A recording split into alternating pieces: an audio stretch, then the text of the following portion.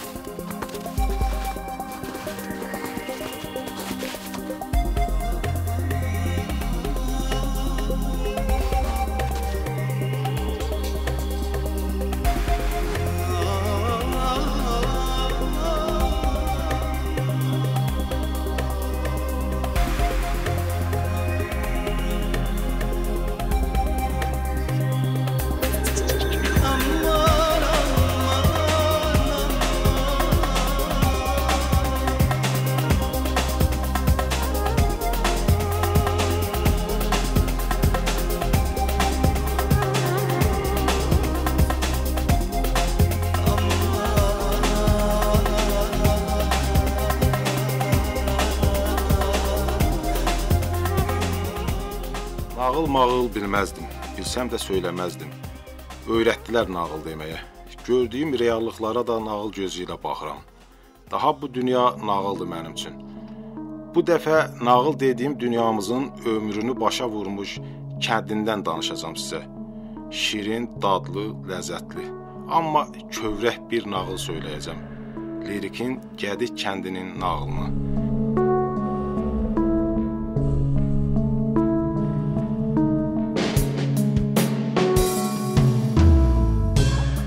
Gədiyin bir neçə kilometrliyində olan Kəlbəz kəndində gecələdik. Aydın, təmiz bir səhər açıldı üzümüzə. Dedilər, hər qonağa nəsib olmur belə hava. Buludlar səmadan, duman dağlardan çəkilib getmişdi. Getmişdi ki, Savalanın bəyaz qarına, əzəmətinə, vüqarına baxa bilək.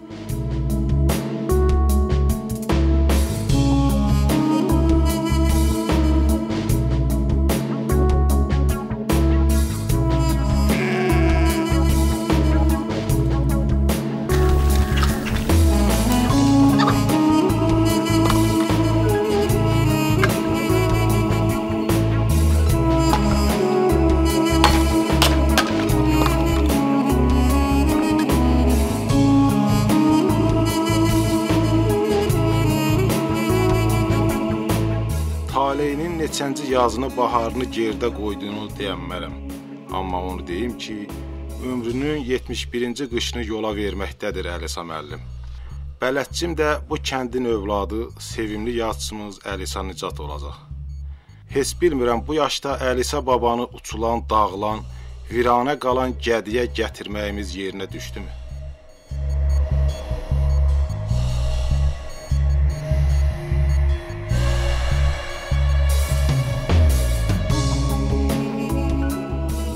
Ümumiyyətlə, bu lirik ərazisi mənə elə gəlir ki, Azərbaycanda ən qədim sivilizasiyanın mərkəzidir.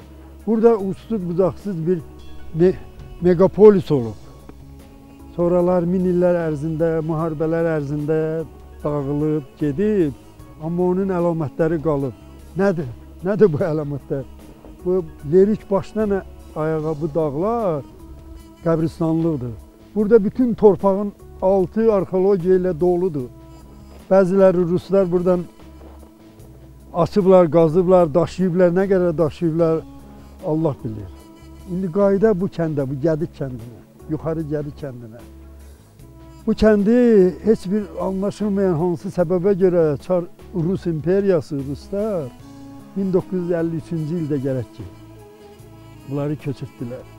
Bu cür gözəl təsəvvür edin ki, min illər burada yaşayan insanların nəsli, onların övladları buradan didərgin düşdü.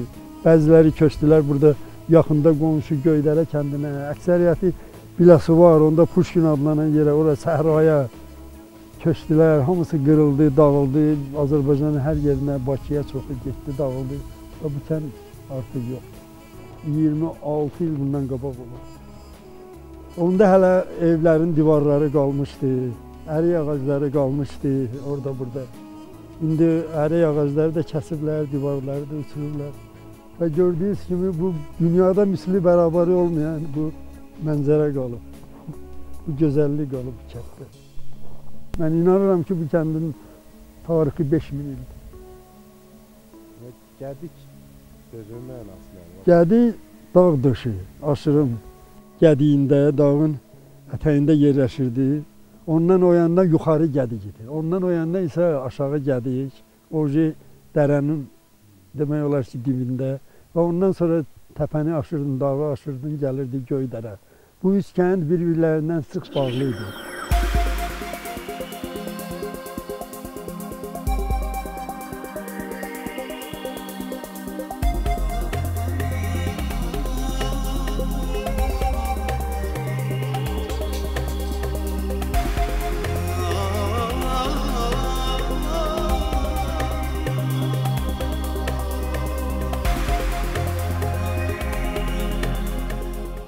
Elxan Nurullayev burada yaşayır. Düzdür, özü o vaxtda bəlkə də uşaq olub, yaşı az olub, amma köçənlərin, buradan didərgin salonların yəni taleyini məndən yaxşı bilir. Necə olur, necə xatırlayırsan bunları? Əlisə müəllim, sizi vallah bu doğma diyarda görəndə biz həddinin artıq kövrəlirik, danışanda belə həddinin artıq kövrəlirik.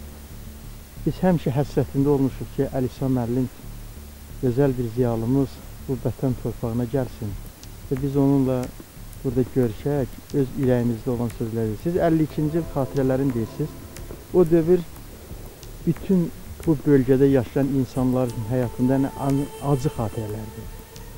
Düzdür, mən o dövrdə bir 12-13 yaşım olub, 52-ci illərdə.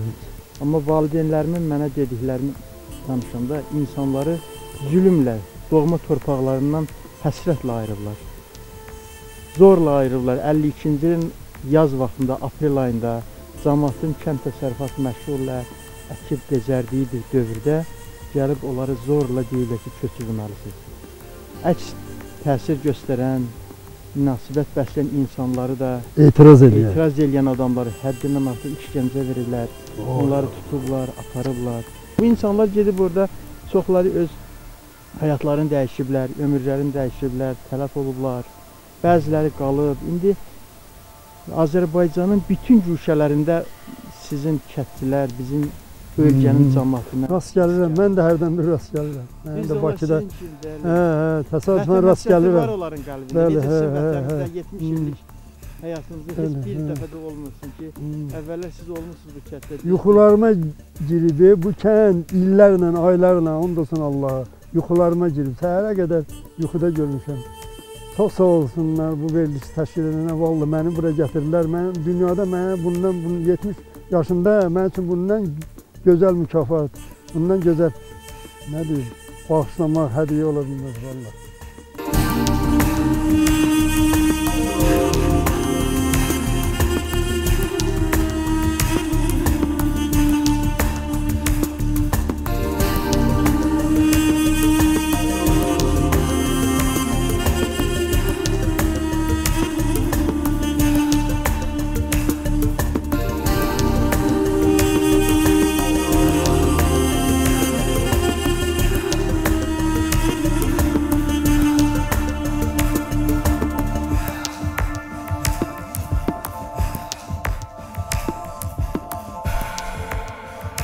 Bu yerlər beləcə boz səhralar olmayıb, çılpaq dağların döşündə qədim bir kənd olub, barlı bağatlı, kollu köslu, evli, eşikli. Küçəsi, qapısı, yolu izi olub bu kəndin. Adını Gədik qoyub ulu babaları. Adı ilə böyüsün deyiblər, böyümədi. İndi təkcə adı qalıb. Düz 55 il əvvəl o kənddə doğulanların şəxsiyyət vəsiqələrində el-oba səsini, körpə nəfəsini, çayların, bulaqların zümzüməsini, quşların nəğməsini çoxdan unudub yadırğayıb yurt yeri, dözməyib tənhalığa. Qayaları şərdən sərtləşib, dərələri dərddən dərinləşib, daşları parçalanıb ayaqlar altda tökülüb gədiyin.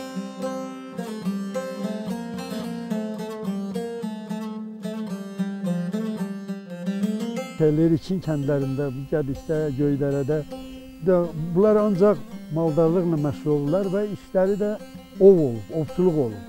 Bunlar o qədər mahir tüfəng atan, güllə atan olurlar ki, atam danışardı ki, atam görünə danışardı, bax bu dağların üstü ilə atla çapa, göyə baxmadan, göydə quşu vurarmışlar. Atam danışardı ki, onun bir dayısı olub, Əbdül. Aman bax, bu kənddə yaşayır. Əbdül adında atamın dayısı. Bir onun da öz adamları vardı da, Cəncarı. Burada müəyyən adamlar vardı, igidlər, cəngavarlar. Hərəsinin öz dəstəsi olub. Sovet hökuməti gələndən sonra başladı evlərdən tüfəngləri yığmağa. Bu da necə, buna xəbər gəldi, necə deyir, mən verəm, mən bunsuz yaşayam. Onlar gecə tüfənglərini başlarının altına qoyub yatarmışlar. Buranın alması, mənim əmim gələrdi bizə Lənkərana. Gələrdi qışda, oradan nöğüt duz alıb gətirərdi.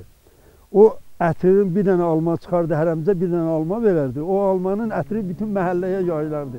Uşaqlar eşidərdi, qaçıb gələrlər, bizə də alma verir. Gör, necə alma növləri. İndi təəssüf ki, o növlər də o sortlardır ki, bir də ərik, buranın əsas sərvəti ərik. Buranın əriyi çox yetişir və həddindən çox dadlı ərik olur. Və bir də maldarlıq. Hərənin bir malı, bir inəyi, 10 dənə qoyunu, keçisi və bundan da dolanıb tavuk yaşayardı.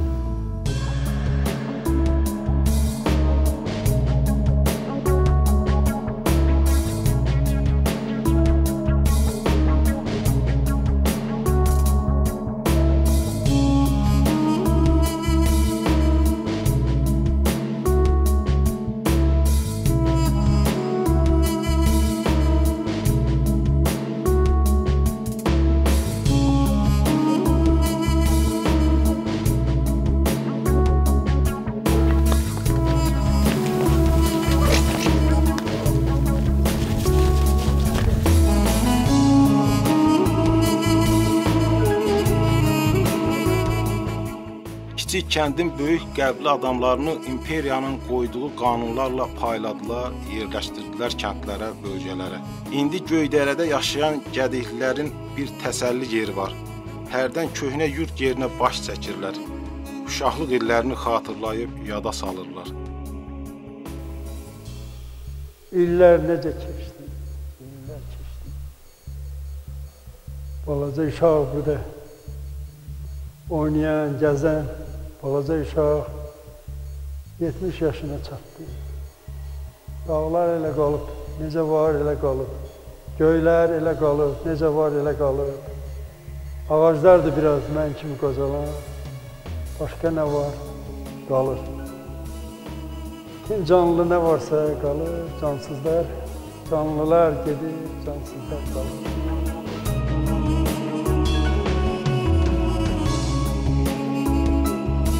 Dörd il burayı tamam yersiz, yersiz qalıb. Heç yaşayış olmuyor bunlarda. 1956-cı ilin o dağılandan sonra fərman verilib Mərkəz Komitənin katibi rəhmətli Allah rəhmət eləsin İmam Mustafayev. O dövrdə gəlib görüb təbiətin təbiətçi alim olub, şimşar gözəlliyi görüb sərəncam verir ki, bu vətənə qayıtsınlar. Qayıdıb burada kolxozlaşma dövrü başlayıb, safxoz yaranır, kəndlər müəyyən qədər inkişaf abadlaşıb. Bax belə bir o bir kəndlərimizdə indi bu Zuvan bölgəsini əhatə edən bu nümayəndəlikdə bir 30-a yaxın kəndi birləşdirən bir. Ay sağ ol baba, bundan danışın o neçə kənddir, kəndlər olur. O maraqlıdır, mən onları bilmirəm. Çoxuna qayıdıb, amma elə kəndlər var, bax Əlisə müəllim durduğumuz Gədik, yuxarı Gədik, aşağı Gədik, Təbləğay kəndi, sonra keçir yuxarıda Hilədə Qışlaq kəndi, Fərzi kəndi, Niməkeş kəndi. Bu kəndlərdə artıq yaşayış yoxdur. Onlar da bax, o kənddə yaşayan insanlar qayıtmalıdır və vətən həsrəti. Onlar da necə Əlisən müəllim gəlir bura, onlar da heç olmasa gəlsinlər ki, qoy görsünlər kəndlərinin gənc nəsil bilsin də. Bir söz bağışlayın, bir məsələn yadıma düşdü ki, bu kənd, görürsünüz bu kəndlərin bəzilərində Niməkeş, Talış adları var. Bunlar əvvəlki deyil, çünki ola bilməz. Bura ən qədim deyirəm Türk sivilizasiyasıdır. Turan ocağıdır. Bəlkə də Turanın yuvası bu Altay deyil, buradır. Buradan bəlkə dünyaya köçüb yayılıblar.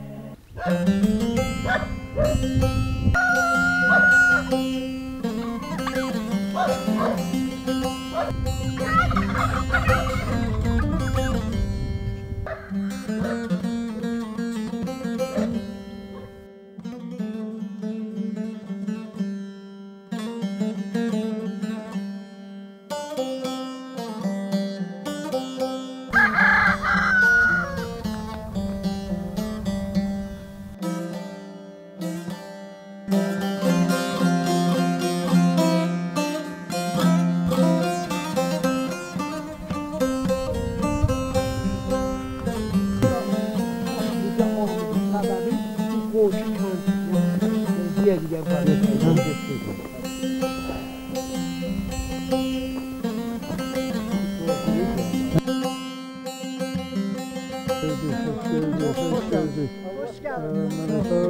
Sağ olun, var olun. Var olun, var olun. Var olun. Çok hoş geldiniz. Çok sağ olun, var olun. Bizimle beraber. Gəlib doğma gəldiyinə kəndinə. Bəli, bəli. Çox şükür Allaha ki, çox şükür Allaha. Gəlib çıxıb, mənim gözüm üstünün yeri var, biz gədirik, Hə. Necə oldu ki, belə bir dənə siz gəldiniz? Qanunları deməli hamı uzağa köçürdü, hə? Ancaq sizə icazə verildi, necə oldu? Atam 1944-cü ildən rayon polis şöbəsində işlədiyi üçün, demək 52-ci ilin qərarına düşdü, demək götürmədilər, köçürmədilər. Onda köçürmədilər, demək biz verişdə qaldıq, bizim verişdə yaşadıq. Sonra belə oldu ki, qərar oldu, yenə qaydək doğma kəndimizə gəldik. Nəhayət bu sərhədçilər bizə şərait yaratmadı. Dedilər, çox sərhəddə yaxın olduğu üçün demək, sizə olmaz burada yetişmək. Sonra biz də bizim doğmalarımız, mənim dayılarım falan burada olduğu üçün, demək, bizə yer verdilər burada, bizə yetişdik. Hələ yaşayır şəhər.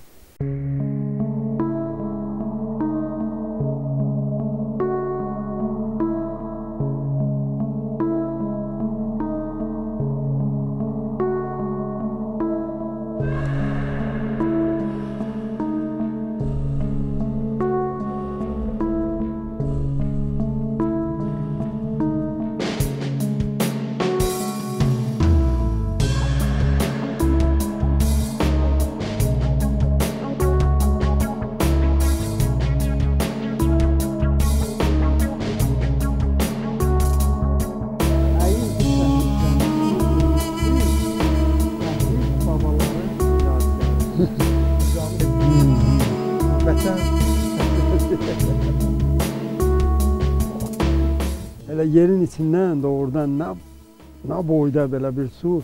Mən gəlib gördüm bu Allahın möcüzəsidir. Bunun suyunun keyfiyyəti möcüzədir, möcüzədir. İçən deyir bir dənə içən, bir qab içən, bir qoyunu yeyə bilər. Sonraki kənd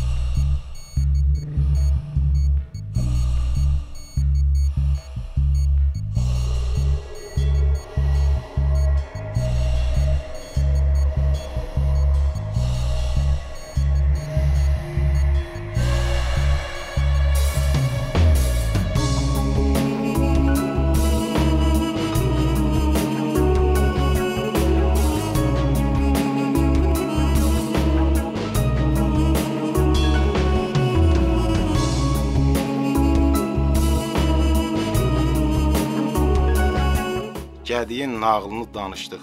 Köhnə yurt yerinin daşından, dağından, adamlarından söz astıq. Üzümüzü Savalanın qarlı buzlu zirvəsinə tutub, gözün üstə olsun, Gədi əmanəti dedik. Siz də əmanətə xəyanət etməyin, bir kəndin nağılını dinləyin.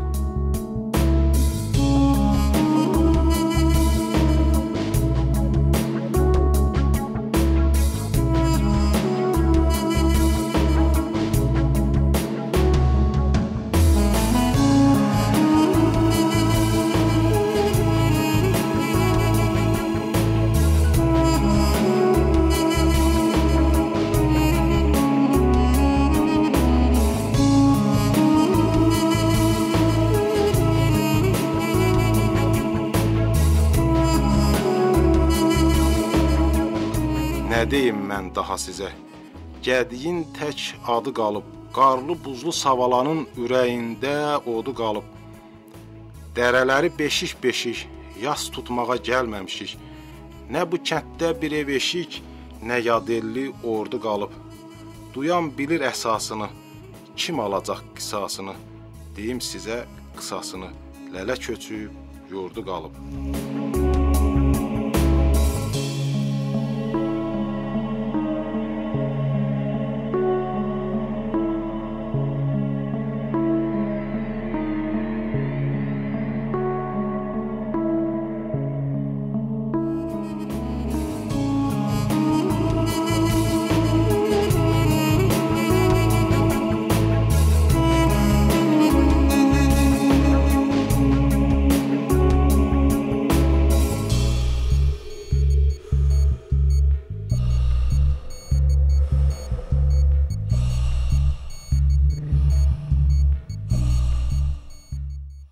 İllər necə keçdi, illər keçdi.